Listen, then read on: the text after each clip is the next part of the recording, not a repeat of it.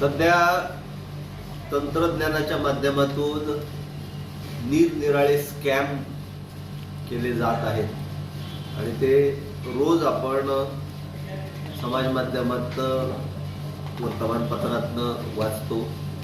शासन आणि पोलीस यंत्रणा याच्याबद्दल जागरूकता निर्माण करत असते. असाच एक स्कॅम, असाच एक फ्रॉड, पण खूप निराळ्या प्रकारचा हा आता समोर आलेला आहे.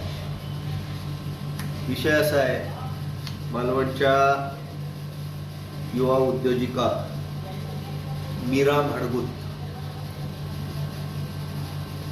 यांनी महासंघाकडे एक तक्रार दाखल केलेली आहे. गेल्या महिन्याच्या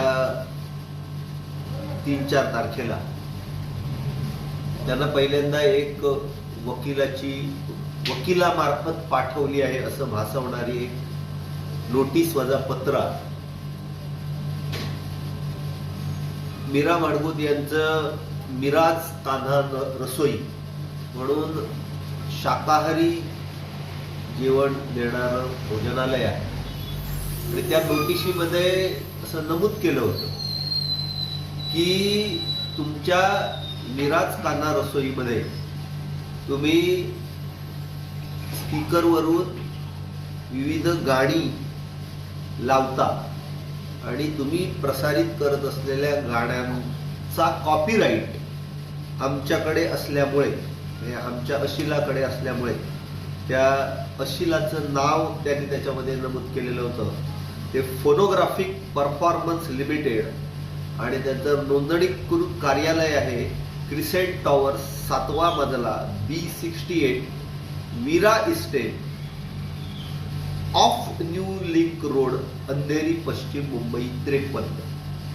आणि या कंपनीकडे तुम्ही लावत असलेल्या गाण्यांचे कॉपीराईट आहे, स्वामित्व हक्क आहे आणि तुम्ही या स्वामित्व हक्काचा भंग करून आमच्याकडनं ही गाडी लावण्याबद्दलची कोणतीही परवानगी न घेता ही गाडी प्रसारित केली, त्याबद्दल तुम्ही दोषास पात्र आहात आणि याबद्दल याच्यावरती तुमच्यावरती कारवाई का करू नये अशा अर्थाचं एक पत्र आहे. त्या पत्रामध्ये एक छोटंसं वाक्य होतं की जर तुमच्याकडे असं काही होत नसेल तर या पत्राकडे दुर्लक्ष करावं. ते पत्र घेऊन महासंघाकडे आल्या.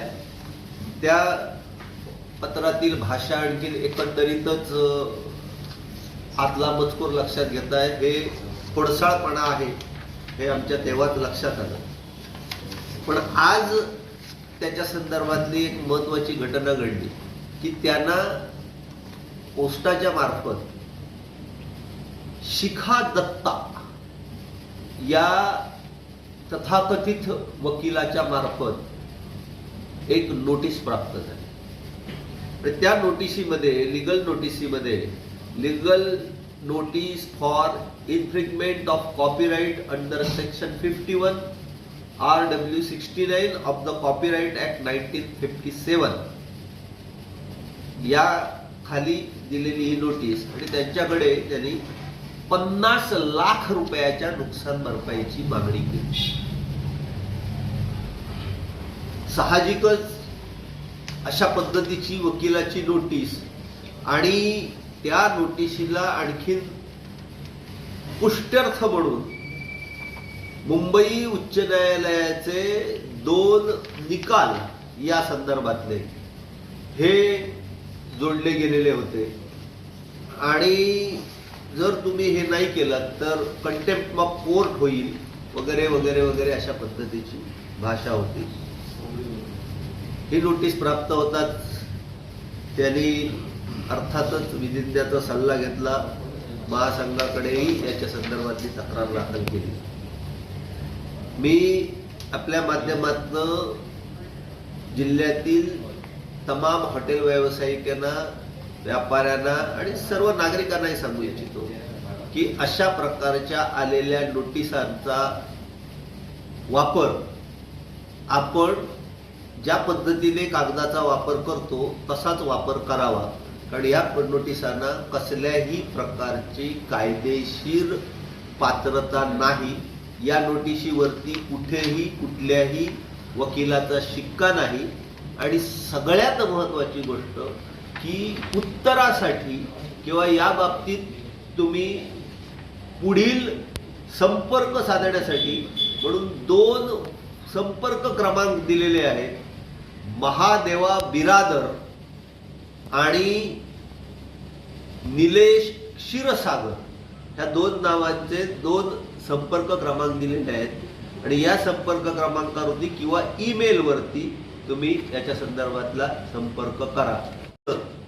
हे संपूर्णपणे फ्रॉड आहे. उद्या तुम्ही कोणी संपर्क केला की ते तुम्हाला बोलण्यात गुंतवणार.